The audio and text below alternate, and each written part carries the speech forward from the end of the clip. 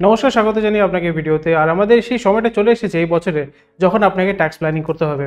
যেরকম আপনি জানেন যে ফাইন্যান্সিয়াল ইয়ার যখন আপনার শেষ হওয়ার দিকে চলে আসে, তখন আপনাকে নিজে ট্যাক্স কিভাবে সেভ করতে হবে সেই জিনিসটার উপর আপনাকে ভাবনা চিন্তা করা উচিত। আর যেরকম একটা ফেমাস কথা আছে, a penny saved is a penny earned.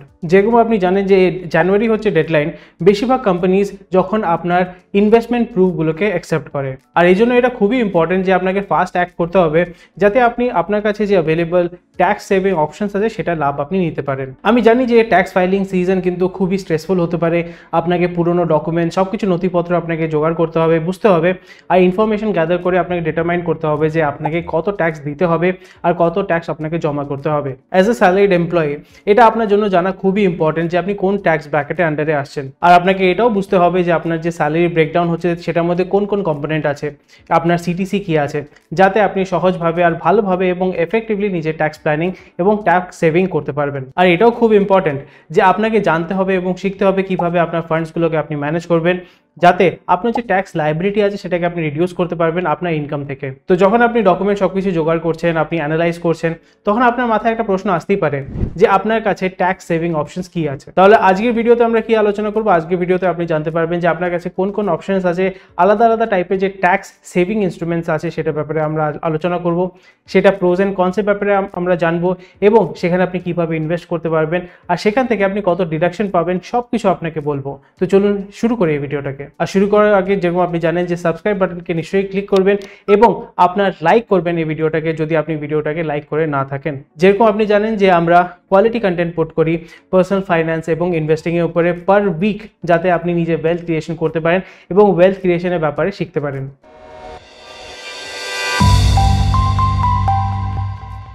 তো চলুন আমাদের টপিক নিয়ে আজকে আলোচনা করা যাক। প্রথমে আমরা আলোচনা করব যে ট্যাক্স সেভিং ইনস্ট্রুমেন্টে ইনভেস্ট করা কেন এত ক্রুশিয়াল। ট্যাক্স সেভিংস ইনস্ট্রুমেন্টসে ইনভেস্ট করা খুবই ইম্পর্টেন্ট কয়েকটা গুরুত্বপূর্ণ রিজনের জন্য। সবথেকে প্রথম রিজন হচ্ছে যে এখানে আপনি নিজের ট্যাক্স লাইবিলিটিকে রিডিউস করতে পারবেন এবং আপনি অ্যাডভান্টেজ নিতে পারবেন এখানে যে ডিডাকশন এবং এক্সামশনস পাচ্ছেন যেটা আপনাকে গভর্নমেন্ট দিচ্ছে। তার মানে হচ্ছে যে আপনি নিজের ট্যাক্সেবল ইনকামকে এফেক্টিভলি কমাতে পারবেন এই ইনস্ট্রুমেন্টে ইনভেস্ট করে। আর এতে লাভ কি হচ্ছে যে আপনাকে যে অ্যামাউন্ট অফ ট্যাক্স দিতে হচ্ছে সেটা আপনার কমে যাচ্ছে। আর অ্যাডিশনালি ট্যাক্স সেভিং ইনভেস্টমেন্ট যেরকম আপনার পিপিএফ, এনপিএস, ইএলএসএস বা ইউলিপ, এগুলো আপনাকে প্রোভাইড করে লং টার্ম ফাইন্যান্সিয়াল গোলসগুলোকে অ্যাচিভ করার জন্য এবং ওয়েলথ ক্রিয়েট করার জন্য। আর সবথেকে বড় অ্যাডভান্টেজ কি জানেন? এই ইনভেস্টমেন্টগুলোকে যেখানে আপনি ইনভেস্ট করছেন এখানে আপনি অ্যাট্রাকটিভ রেটস পেতে পারেন, ভালো রিটার্ন পেতে পারেন, যেটা ডেফিনেটলি, যেটা আমি বললাম, যে আপনার ওয়েলথ ক্রিয়েশন করতে over a long period of time আপনাকে হেল্প করবে। আর যেহেতু এই ট্যাক্স সেভিং ইনস্ট্রুমেন্টসগুলো টিপিক্যালি লং টার্ম ইনভেস্টমেন্ট হয়ে থাকে, সেটা আপনাকে সাহায্য করে আপনার যে লং টার্ম ফাইন্যান্সিয়াল গোলস আর আপনার লং টার্ম ভিশন এবং প্ল্যানগুলোকে অ্যাচিভ করতে।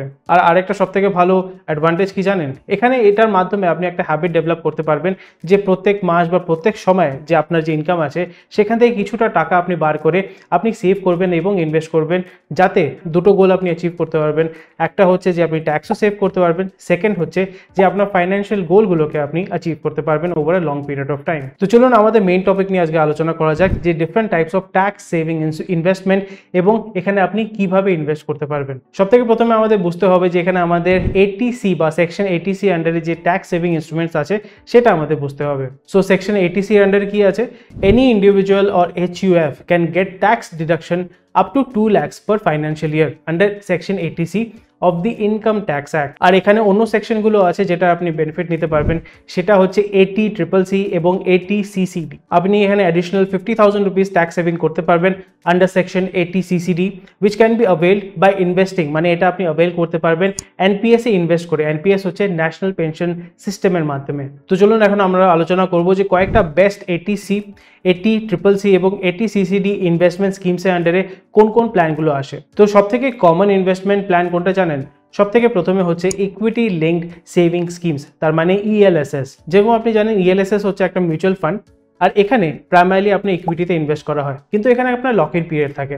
তার মানে যখনই আপনি এই মিউচুয়াল ফান্ডে ইনভেস্ট করবেন সেই টাকাটা আপনি 3 বছর আগে বার করতে পারবেন না, এই 3 বছরের জন্য আপনার লক ইন পিরিয়ডে থাকে। তো এখানে সবথেকে বড় অ্যাডভান্টেজ কি জানেন?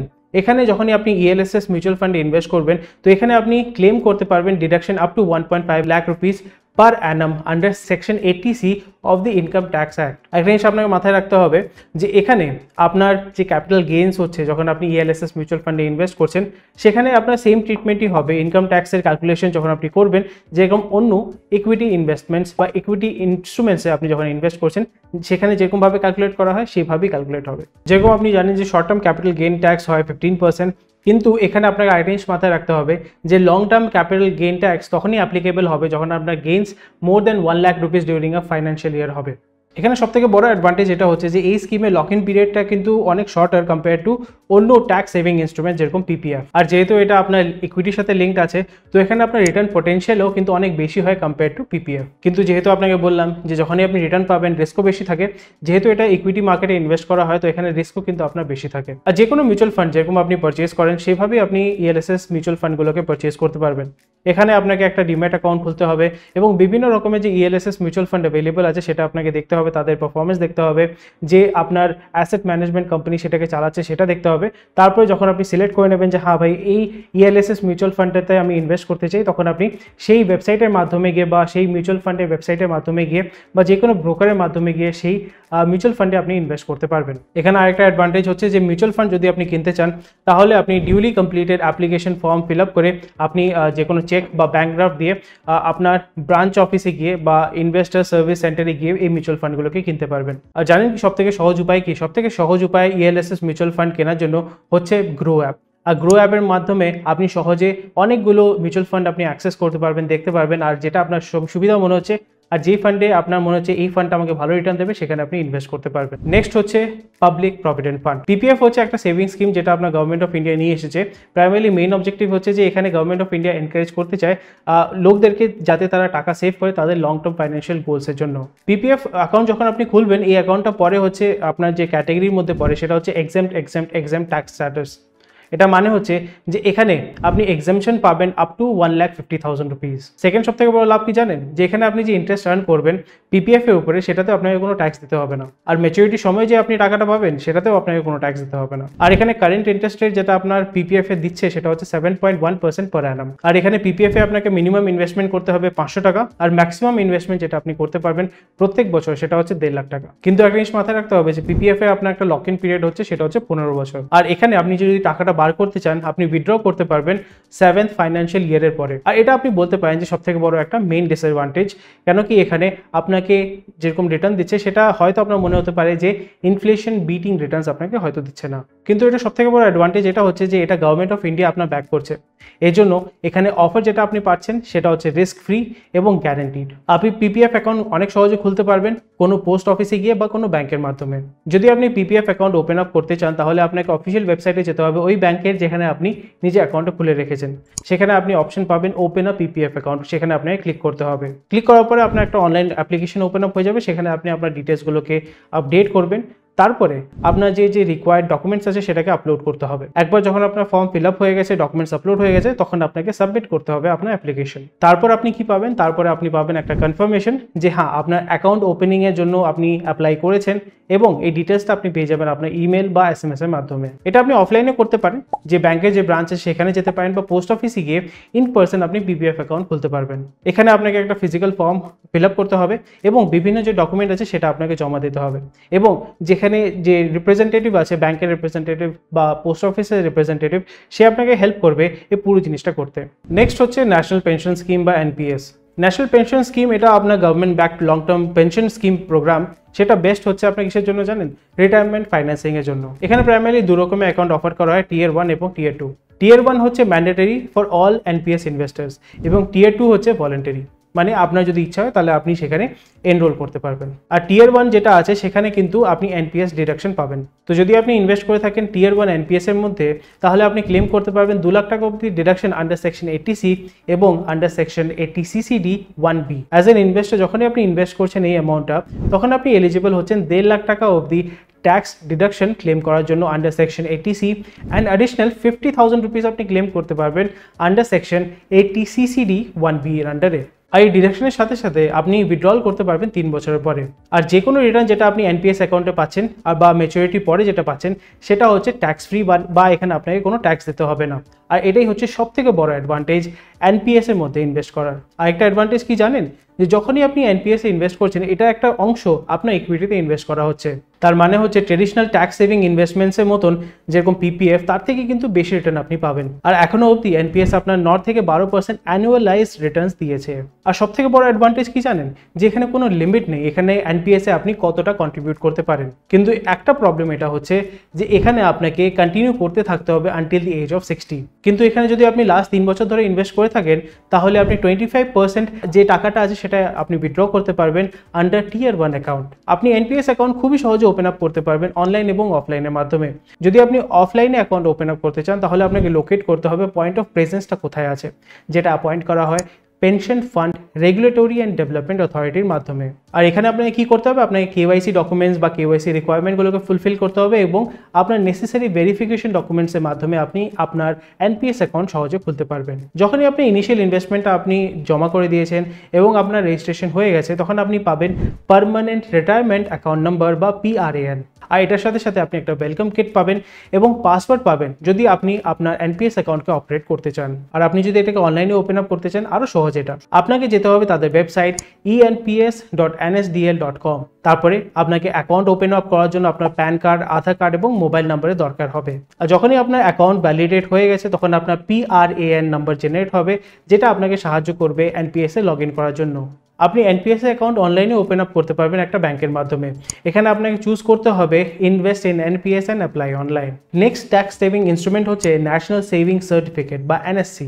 এনএসসি মানে ন্যাশনাল সেভিং সার্টিফিকেট, একটা government backed fixed income investment scheme যেটা আপনি যে কোনো পোস্ট অফিস ব্রাঞ্চে গিয়ে ওপেন আপ করতে পারবেন। এটা একটা ফিক্সড ম্যাচুরিটি পিরিয়ড হয় 5 বছরে, আর এখানে মিনিমাম ইনভেস্টমেন্ট আপনি 1000 টাকা দিয়ে শুরু করতে পারবেন। এখানে কোনো ম্যাক্সিমাম লিমিট নেই যখন আপনি এনএসসি পারচেজ করছেন। এখানে একটা জিনিস আপনাকে মাথায় রাখতে হবে যে 1.5 লাখ অবধি আপনি ট্যাক্স ব্রেক পাবেন under section 80C of the income tax act. এখানে যে সার্টিফিকেটগুলো যেটা আপনি পারচেজ করছেন সেখানে আপনার ফিক্সড ইন্টারেস্ট রেট দেওয়া হয়, সেটা হচ্ছে 7% পার অ্যানাম। যখন আপনি এনএসসির মাধ্যমে ইন্টারেস্টটা আর্ন করছেন সেটা কিসের আন্ডারে আসে জানেন?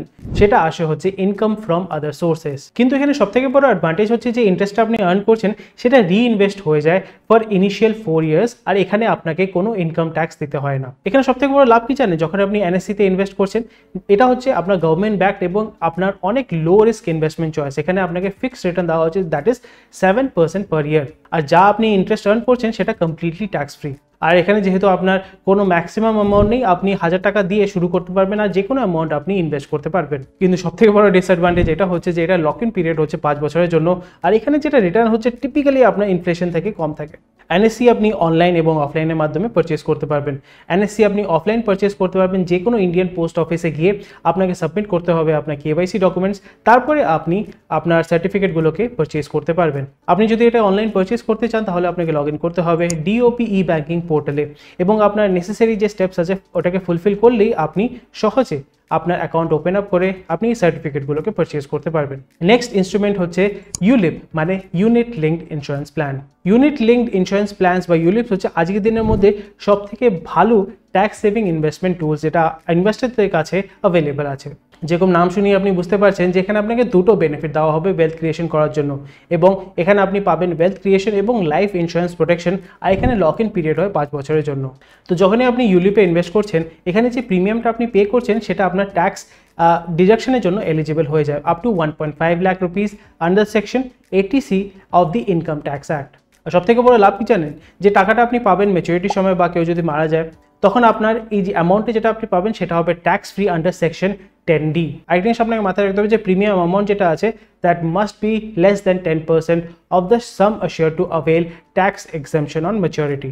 সবথেকে বড় অ্যাডভান্টেজ কি জানেন? যে ইউলিপে ইনভেস্ট করা এটা আপনাকে অনেক ভালো রিটার্ন দেবে কম্পেয়ার টু পিপিএফ এবং এনএসসি। জেনারেলি আপনার এটা রিটার্ন দেয় 10 to 12%। কিন্তু এখানে এটার প্রবলেমও আছে কি জানেন? তো এখানে এটা যে রিটার্ন আসছে সেটা কিন্তু রিলেটেড টু মার্কেট, আর এটা কোনো গ্যারান্টিড রিটার্ন না। আরেকটা প্রবলেম এটা হচ্ছে যে ইউলিপে কিন্তু টিপিক্যালি আপনার লক ইন পিরিয়ড হয় 5 বছরের জন্য, তার আগে কিন্তু আপনি টাকাটা উইথড্র করতে পারবেন না। আপনি ইউলিপ যদি পারচেস করতে চান তাহলে আপনি যে কোনো ইন্স্যুরেন্স কোম্পানির ওয়েবসাইটে গিয়ে বা তাদের ব্রাঞ্চে গিয়ে ইউলিপ পারচেস করতে পারবেন, বা আপনার ইন্স্যুরেন্স এজেন্টসের মাধ্যমে আপনি ইউলিপ পারচেস করতে পারবেন। আরও কয়েকটা tax saving instruments under section 80C হচ্ছে Sukanya Samriddhi Yojana, senior citizen saving scheme বা SCSS, tax saving, fixed deposit, life insurance plans etcetera. একটা জিনিস আপনাকে মাথায় রাখতে হবে যে interest rate are subject to revision every quarter কিন্তু এটা চেঞ্জ হতে পারে। আপনি এই যে ইমেজটা যেটা দেখছেন সেটা দেখে আপনি বুঝতে পারবেন যে কোন অপশনটা আপনার জন্য বেটার আর আপনার গোলসটাকে ফুলফিল করার জন্য কোনটা আপনাকে সাহায্য করতে পারে। আপনি যদি একজন অ্যাগ্রেসিভ ইনভেস্টর আর এবং আপনি চাইছেন যে ভালো রিটার্ন পাওয়া যায়, তার সাথে সাথে ট্যাক্স বেনিফিটও আপনি পেতে চান আন্ডার সেকশন 80C, তখন আপনি কনসিডার করতে পারেন total amount of 1.5 lakh rupees per year আপনি ELSS এ ইনভেস্ট করতে পারেন। আপনার যদি মনে হয় যে এত রিস্ক আমি নিতে চাই না, মডারেট রিস্ক নিতে চাই, তাহলে আপনি কিছু অংশ আপনি ELSS এ ইনভেস্ট করতে পারেন, বাকি অংশ আপনি ULIP and PS PPF A invest করতে পারেন। আর নেক্সট হচ্ছে যে আপনি কোনো রিস্কই যদি না নিতে চান তাহলে আপনি এফডিতে ইনভেস্ট করতে পারেন, SC/SS এ ইনভেস্ট করতে পারেন, NSC এবং PPF এ ইনভেস্ট করতে পারেন। আর এখানে আপনি সেম ট্যাক্স ডিডাকশন আপনি ক্লেম করতে পারবেন on rupees 1.5 lakh under section 80C।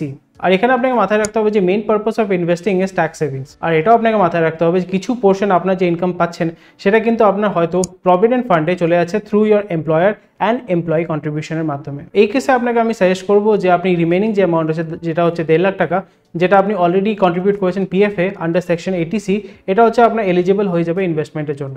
এখন তো আমরা আলোচনা করছিলাম 80C ইনভেস্টমেন্টসের ব্যাপারে, তো এখন আমরা নেক্সট ডিডাকশন যেটা আপনি পেতে পারেন সেটার ব্যাপারে আলোচনা করব। সেটা হচ্ছে deduction by taking a home loan. Loan নেওয়া হচ্ছে একটা রেকমেন্ডেড মেথড যদি আপনি ইনকাম ট্যাক্স আপনার নিজে যে স্যালারির উপর যে ইনকাম ট্যাক্স যেটা দিতে হয় সেটাকে যদি আপনি সেভ করতে চান। সেখানে under section 80C of the income tax act এখানে আপনি 1.5 লাখ টাকা অবধি ডিডাকশন ক্লেম করতে পারবেন অন দ্য প্রিন্সিপাল অ্যামাউন্ট যেটা আপনি বড় করেছেন।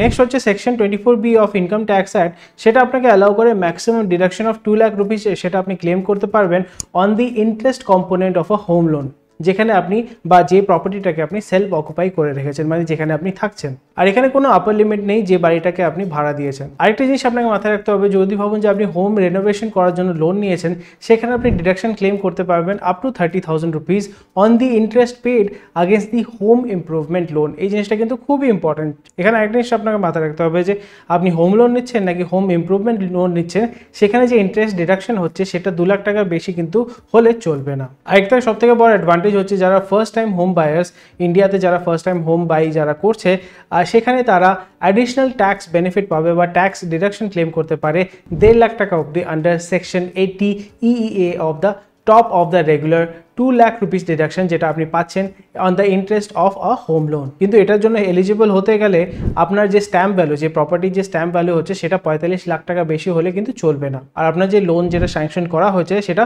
1 এপ্রিল 2019 থেকে 31 মার্চ 2022 মধ্যে হতে হবে। আর এটা আমরা জানতে পারবো যদি কোনো অ্যাডিশনাল ডিডাকশন দেওয়া হয় লোন স্যাংশনের উপরে আফটার 31 মার্চ 2022 আমাদের আপকামিং বাজেটে।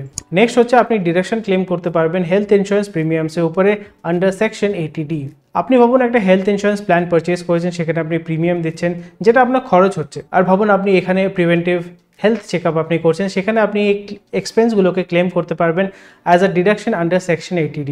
এই ডিডাকশন আপনি ক্লেম করতে পারবেন নিজের জন্য, নিজের স্পাউসের জন্য, ডিপেন্ডেন্ট যারা চিলড্রেন আছে তাদের জন্য এবং নিজের প্যারেন্টসদের জন্য। আর এখানে কিন্তু আপনাকে মাথায় রাখতে হবে যে এটা কিন্তু subject to terms and condition যেটা মেনশন করা হচ্ছে সেকশন 80Dর মধ্যে। আর এটা ডিপেন্ড করে ট্যাক্স পেয়ারের ফ্যামিলি সিচুয়েশনের উপরে। এখানে লিমিট আপনার 25,000 থেকে 50,000 টাকা বা 75,000 টাকা বা 1 লাখ টাকাও হতে পারে। ভাবুন একটা পার্সনের এজ হচ্ছে 60 ইয়ার্সের নিচে, সেখানে আপনার যে লিমিট অফ ডিডাকশন বা limit for deduction under section 80D হচ্ছে 25,000 টাকা অবধি। আর এই 25,000 টাকার মধ্যে ইনক্লুড করা হয়েছে 5,000 টাকা প্রিভেন্টিভ হেলথ চেকআপের জন্য। ভাবুন যে এখানে ইন্স্যুরেন্স যাকে করা হয়েছে তার বয়স 60 বছরের উপরে, তাহলে the limit for deduction increases up to 50,000 rupees. Next হচ্ছে আপনি এখানে ডিডাকশন অ্যাভেল করতে পারবেন যদি আপনি হাউস রেন্ট দিচ্ছেন আন্ডার হাউস রেন্ট অ্যালাউয়েন্স। ভাবুন আপনি ভাড়ায় থাকেন, তাহলে এটা আপনাকে অ্যালাউ করা হয়েছে যে আপনি একটা ডিডাকশন ক্লেম করতে পারবেন আন্ডার সেকশন 1013A। এটা কিসের উপরে অ্যাপ্লিকেবল? এটা হচ্ছে যে ভাড়াটা দিচ্ছেন সেটার উপরে অ্যাপ্লিকেবল। এটাকে বলা হয় হাউস রেন্ট অ্যালাউয়েন্স বা HRA। আর এখানে কোন কোন জিনিসের উপরে আপনি ডিডাকশন ক্লেম করতে পারবেন? অ্যাকচুয়াল HRA যেটা আপনার এমপ্লয়ার আপনাকে প্রোভাইড করছে, 50% অফ বেসিক স্যালারি এবং DA যদি এমপ্লয়ি মুম্বাই, দিল্লি, চেন্নাই বা কলকাতায় থাকে, বা 40% of basic salary and DA যদি এমপ্লয়ি বিভিন্ন বা অন্য কোনো শহরে থাকে। এখানে অ্যাকচুয়াল হাউস রেন্ট হতে হবে 10% অফ দ্য বেসিক স্যালারি এবং DA। এখানে একটা স্পেশাল টিপ আপনাকে দিচ্ছি। ভাবুন আপনি আপনার বাবা মার সাথে থাকেন, তো এখানে আপনার যে রেন্ট যেটা আপনাকে দিতে হতো সেটা আপনি আপনার বাবা মার অ্যাকাউন্টে আপনি জমা করে দিতে পারবেন, আর সেটাকে অ্যাজ আ রেন্ট আপনি দেখাতে পারবেন।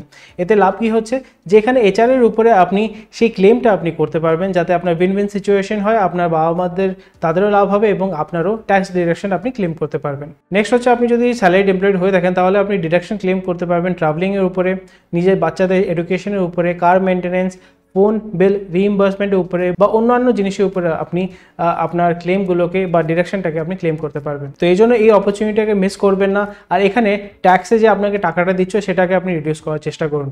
যদি আপনি এখনও অবধি ট্যাক্স সেভিং ইনভেস্টমেন্ট অপরচুনিটিতে বা ট্যাক্স সেভিং ইনস্ট্রুমেন্টে ইনভেস্ট না করে থাকেন তাহলে এটাকে কনসিডার করুন, আর সেখানে ভাবুন যে কীভাবে আপনি ইনভেস্ট করে নিজের ট্যাক্সে যে অ্যামাউন্টটা দিতে হয় সেটাকে আপনি সেভ করতে পারবেন।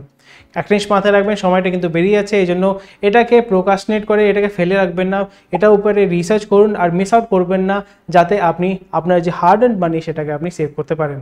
শুধুমাত্র আপনি টাকা সেভ করবেন না, এখানে আপনি নিজের ফিউচারের জন্য ওয়েলথ ক্রিয়েশন করবেন এবং লং টার্ম আপনার একটা ভিশন থাকবে যে হ্যাঁ এখানে আপনার যে ফাইন্যান্সিয়াল গোলগুলোকে আপনি সহজে অ্যাচিভ করতে পারবেন। আপনার যদি কন্টেন্টটা পছন্দ হয় তাহলে নিশ্চয়ই আমাদের চ্যানেলকে সাবস্ক্রাইব করবেন এবং এই ভিডিওটা আপনাদের বন্ধু বান্ধবদের ফ্যামিলিদের সাথে শেয়ার করবেন, এবং আপনার যদি কোনো কোয়েশ্চেন তৈরি থাকে কমেন্ট সেকশনে আমাকে জানাবেন। Thank you for watching this video.